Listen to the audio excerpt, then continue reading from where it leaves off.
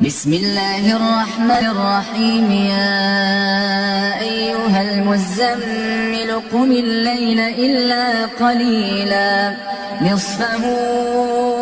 أو انقص منه قليلا أو زد عليه ورتل القرآن ترتيلا إنا سنلقي عليك قولا ثقيلا إن ناشئة الليل هي أشد وطئا وأقوم قيلا إن لك في النهار سبحا طويلا واذكر اسم ربك وتبتل إليه تبتيلا رب المشرق والمغرب لا إله إلا هو فاتخذه وكيلا واصبر على ما يقولون واهجرهم هجرا جميلا وذرني والمكذبين أولي النعمة ومهلهم قليلا إن لدينا أنكالا وجحيما وطعاما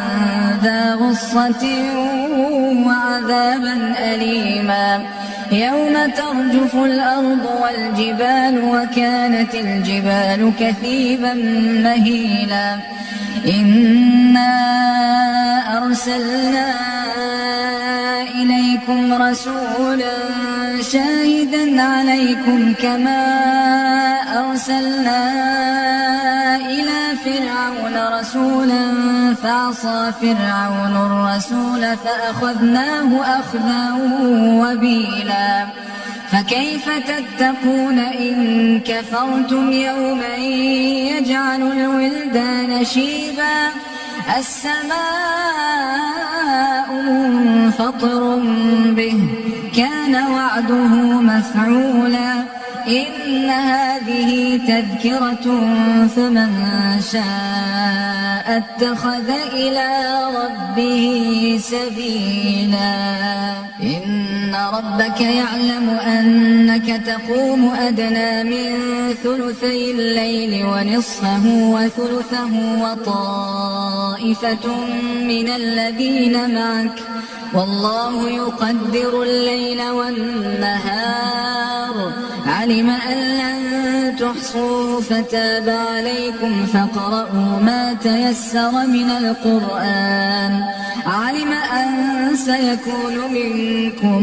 مرضى وآخرون يضربون في الأرض يبتغون من فضل الله وآخرون يقاتلون في سبيل الله فاقرؤوا ما تيسر منه وأقيموا الصلاة وآتوا الزكاة وأقرضوا الله قرضا حسنا وما تقدموا لأنفسكم من خير تجدوه عند الله هو خيرا وأعظم أجرا واستغفروا الله إن الله غفور رحيم.